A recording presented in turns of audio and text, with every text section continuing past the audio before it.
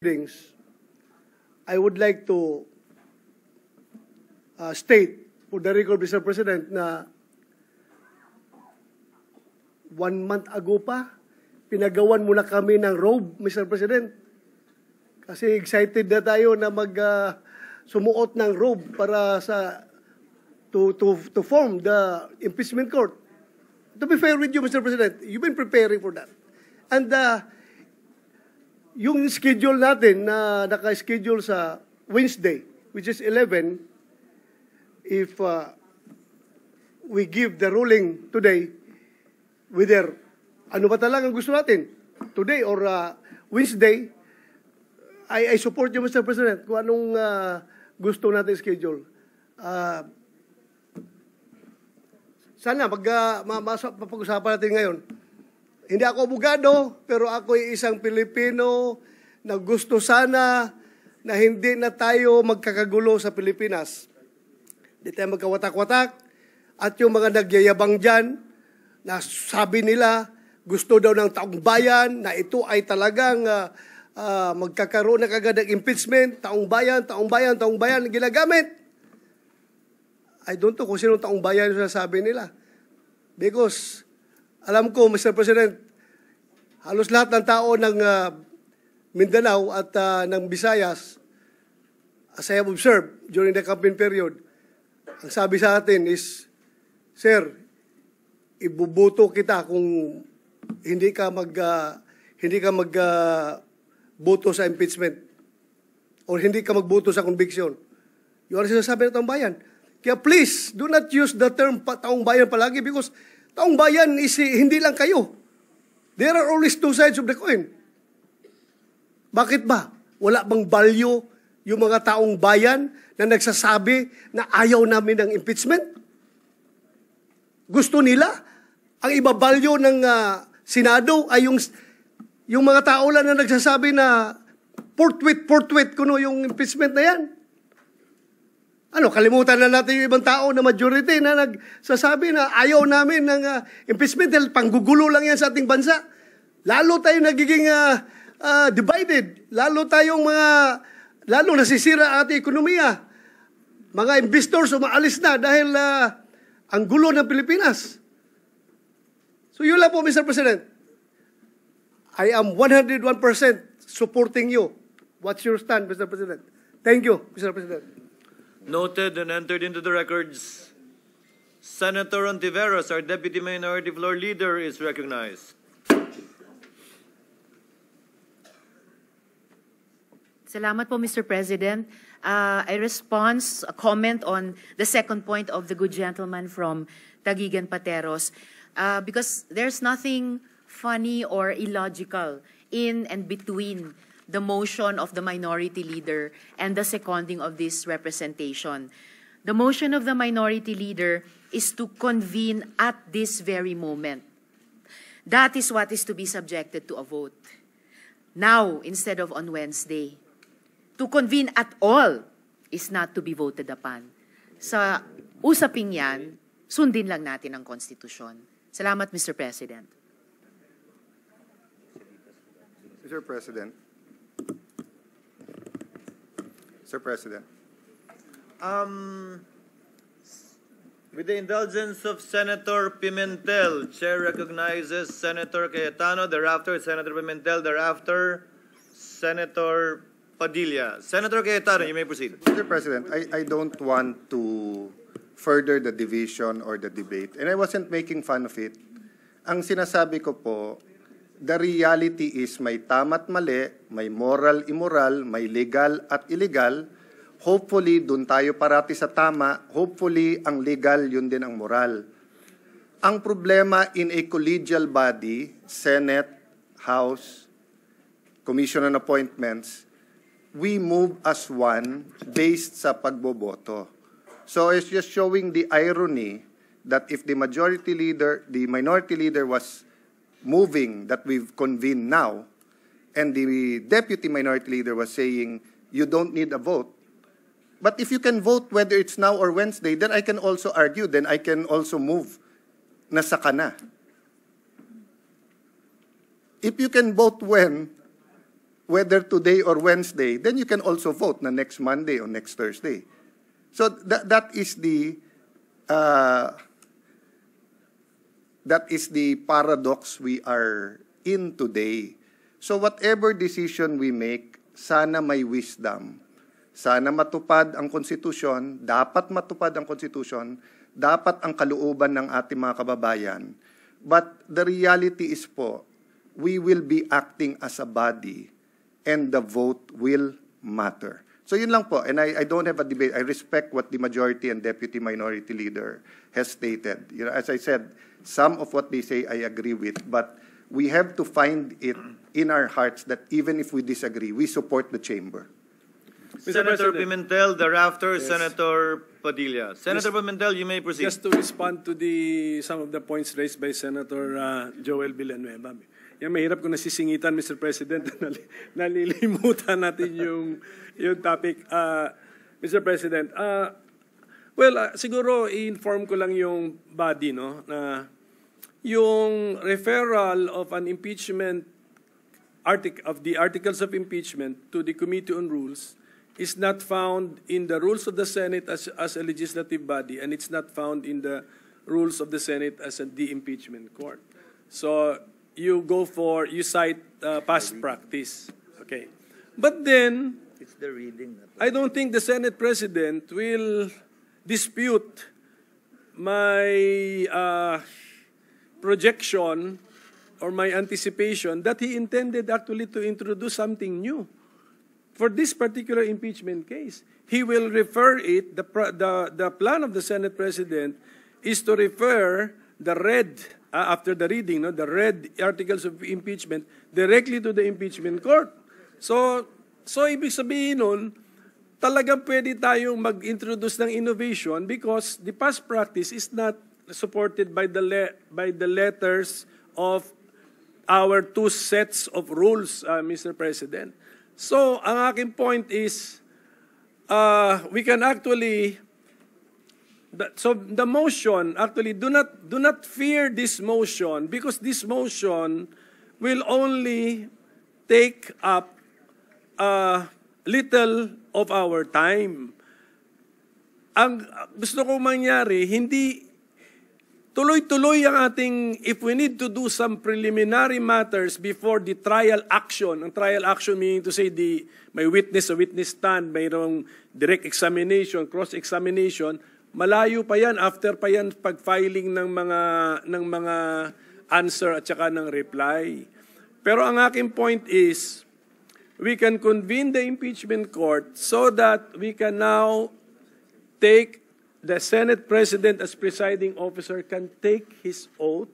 He can administer our oath. The Senate as the impeachment court is convened or has been convened.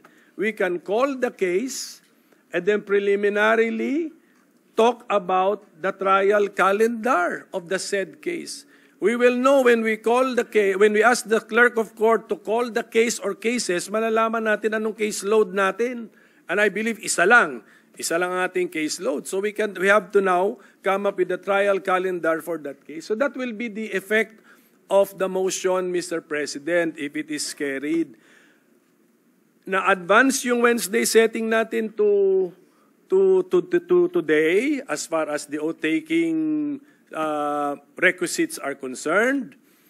We devote a little time to come up with a trial calendar. It can be a preliminary trial calendar.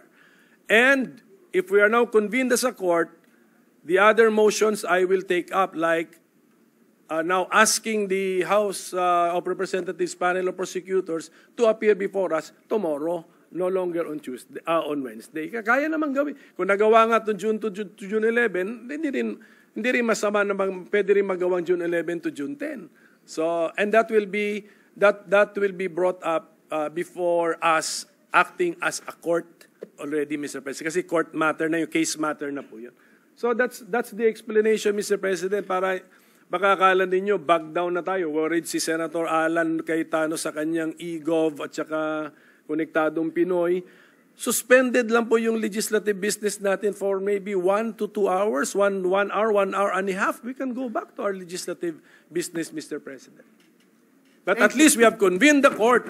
And then sunod lang tayo sa Constitution kasi we should also believe that the Constitution has its own wisdom. Kasi ratified din ng taong bayan po yan. Baka nalimutan natin. Ratified by the people ang ating Constitution. So, yes, thank you. Before recognizing Senator Villanueva, just for the information of Senator Pimentel, it's not only eGov and Konektadong Pinoy that's ready for ratification.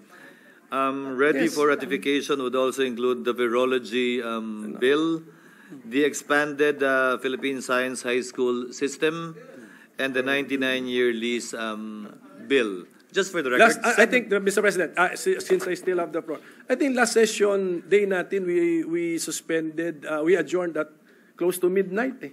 So it doesn't the matter. first session day, we yes, also nearly midnight. 1 hour to 2 hours devoted for the impeachment court, I don't think will harm us, Mr. President. With the permission of Senator Villanueva, Senator Padilla had earlier, on this point. Because in relation to what the minority leader with the stated. indulgence of Senator Just Padilla. very quick, Mr. President, in relation to the statements made by our minority floor leader. Senator Villanueva Thank you, may Mr. proceed. President, let me put on record also, Mr. President, that I welcome innovation. I welcome what do you call that, Mr. President, when we will no longer refer it to the Committee on Rules and ask perhaps one of the prosecutors to read the articles of impeachment and all the cases thereon. I don't have problems with that, Mr. President. And again, as mentioned earlier, I agree, Mr. President, that we need to convene as soon as possible the impeachment court. But my only question, Mr. President, is if we are not violating our rules because, Mr. President, hindi na ho ba importante na maglabas po kayo ng notice? Hindi ho ba yun ang dahilan kung bakit kayo sumulat na i-schedule nung June 2, tapos ngayon June 11, tapos ngayon magbabago po tayo? Hindi na ho ba kailangan yun? And if it is not, Mr. President, then I will vote for it, Mr. President. I will go with then that's the reason why I'm clarifying all these issues, Mr. President. Kung hindi na kailangan magbigay ng notes, because at the end of the day, we wanted to protect and give importance to due process, Mr. President. That's all I'm saying, Mr. President. We don't want any legal infirmities, Mr. President, along the way. And I know that once we convene as an impeachment court, marami pa ho tayong mapag-uusapan ng mga issues. Maraming salamat, Ginoong Pangulo. Thank you, Senator Robin Padilla, for yielding the floor to this representation. Thank you. With the indulgence of Senator Pimentel, Chair would now like to recognize Senator Padilla. You may proceed, sir. Maraming salamat po, Ginoong Pangulo. Katulad po ng sinabi ni Senator Joel Villanueva, ako po ay hindi po ako abogado, katulad po ni Senator Bato. Pero sa maikling panahon ko po dito, lagi natin binubuksan ang ating rules. At yan po ang unang-unang dinala sa akin nung ako po ay nanalong senador at ako po ay pinuntahan ng sekretariat. Ang una pong binigay sa akin ay yung rules. Napaka-importante ng rules. Yan po ang unang-una talagang isinaksak sa aking ulo. At bukod po doon, tradisyon. May tradisyon dito na kailangan susundin mo, lalo ka na neophyte. Ngayon, ang tanong ko po, sa dalawang nangyaring impeachment, yan po ay kay Pangulong Estrada at kay Chief Justice Corona. Lagi pong dinadala doon sa Committee ng Rules. At yan po ay inaasahan natin sa pagkakataong ito na doon uli makarating. At hindi naman din po ako kumokontra, katulad din po ni Senator Villanueva, kung meron po tayo mga gustong baguhin, bakit naman po ako kokontra? Dahil yan nga po ang gusto ko, yan ang aking tagline, pagbabago. Pero hindi naman po siguro dapat sa oras na ito.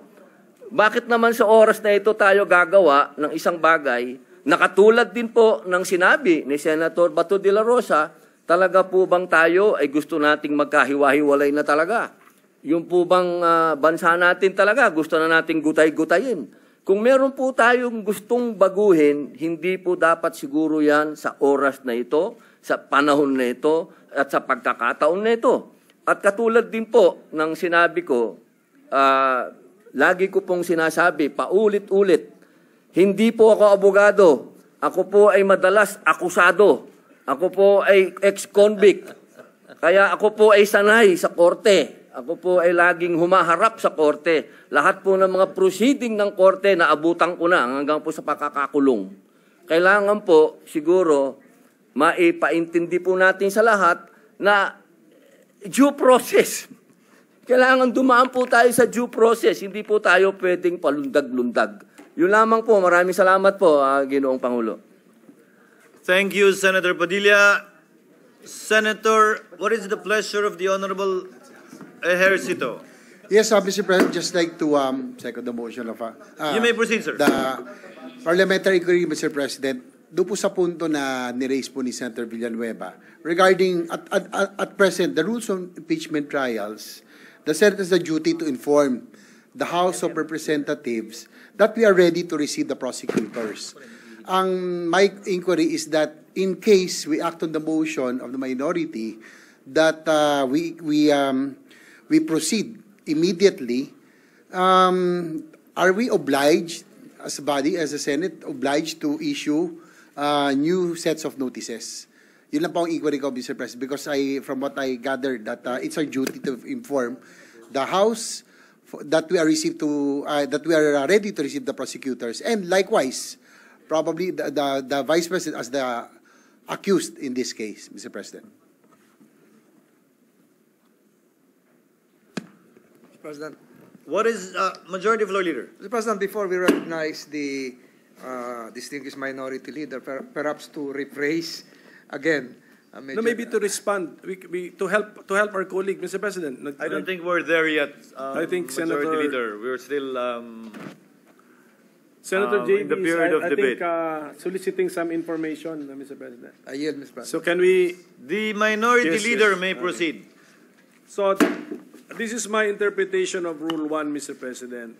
Ang pinaka-importante rito is the communication from the Senate to the House that the Senate has taken proper order of the impeachment case that you have filed. Yung mga detalye as to when na-adjust, yung original nga niya na June 2, na-adjust niya to June 11 in a subsequent communication. So my point is, if we convene as a court now, and then as a court we agreed to advance their appearance before us to tomorrow, we just also communicate. But you can also you can also disagree and that maintain the appearance sa Wednesday. But the point is, my motion is to convene as a court now. We take our oaths now. The impeachment court has been convened. This is more in keeping with the spirit of the Constitution na ang aksyon agad. Tapos pala, balikan ko na lang yung issue kanina just for the record kasi yung pagtagalog ko or yung pagka-Filipino ko sa provision na English na nasa Constitution, dun yun sa official Filipino version. Ang sinabi dun, sunod agad. So do not dispute na hindi ang katumbas ng forthwith sa Filipino ay hindi agad. Agad nga yung nasa official version. So hindi na ako mas marunong sa mga nag-translate po ng Constitution sa Filipino, sa wikang Filipino. So I hope this will help our colleague, my explanation will help our colleague when he makes his decision on the pending motion. So with that, Mr. President, I think I've already restated my main motion earlier, Mr. President. So I think it's time that we dispose of the pending matter, Mr. President. Mr. President. Kasi mix. Senator Zubiri. What is the pleasure of the Honorable Zubiri? Just add to the discussion. Thank you, Mr. President. Mr. President, just to add to the discussions, because the Senate right now is under extreme pressure. All eyes are on. And each Congress, each Senate has stood up to many of these challenges. On my time, it was the fake People's Initiative that we defeated. Now it's about the impeachment of our Vice President. So we must act in accordance to our rules and traditions and precedent. Many sides have been spoken and explained. The good minority floor leader wishes to have it the soonest possible time, although our precedence, Mr. President, is that we file it to the Committee on Rules. The Rules releases the report, and then we take action as jury, as judges on this impeachment court. Ang akin lang po, sana, kung ganun po ang proseso na pipiliin natin, no, didesisyonan natin, gawin natin kaagad. Ako po ay taga Mindanao. Pareho po kami ni Senator Bato de la Rosa. Kaya ako hindi naniniwala sa mga survey. Kasi the surveys were read wrong in May, what was that? May 12? May 12, 2025. All surveys were thrown out the window. And the real story was 7 of the 12 senators were not members of the alliance, so of the national government. So ibig sabihin, may mensahe po silang ipinapadala sa taong, sa lahat, sa buong Pilipinas, na kaming sa tagasulok ng Mindanao at Visayas ay meron din boses pagdating sa halalan. Pero bilang senador, Mr. President, we must do our constitutional mandate with due respect to all those concerned. Mandato natin sa Constitution yan. At nang hindi natin gagawin yan, ay bugbog tayo sa mata ng publiko. So that's why I agree with the minority floor leader. Whatever the outcome of the trial, you end up voting. For one, I think it is a weak case, but I will reserve my judgment until all the evidence is presented to us, and then we will make the proper vote when the time comes. Pero ang punto dyan ay dadaan tayo, kailangan natin dumaan sa constitutional process that was given by our forefathers when they wrote the 1987 Constitution. Yun lamang po, huwag na po natin patagalin pa.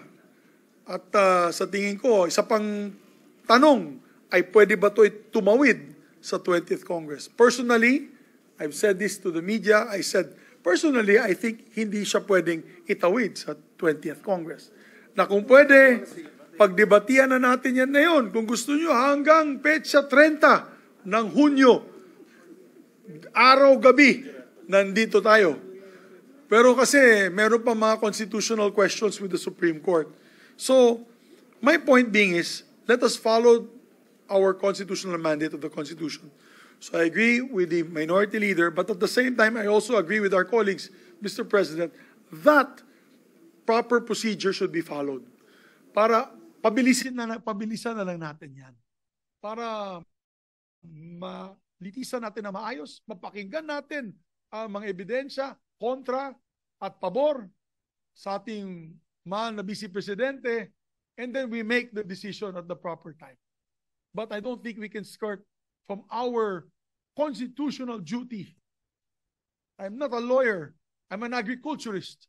But I truly believe when I took my oath to defend and protect the Constitution, we must do so without fear or favor. Yun lamang. At the end of the day, this is a political exercise. Buboto tayo. Di buboto tayo. Tama? Minority Leader? Yun lamang po, Mr. President. I just had to weigh in because the Senate, I love the Senate, Mr. President. I love this institution. And I don't want to see all the brickbats that are being thrown to us saying that we are not doing our duty. We must stand up and rise to this occasion and do our duty. Thank you, Mr. President. Thank you, Senator Zubiro. Before we dispose on the matter pending at hand, Mr. President, I think Senator Grace po is seeking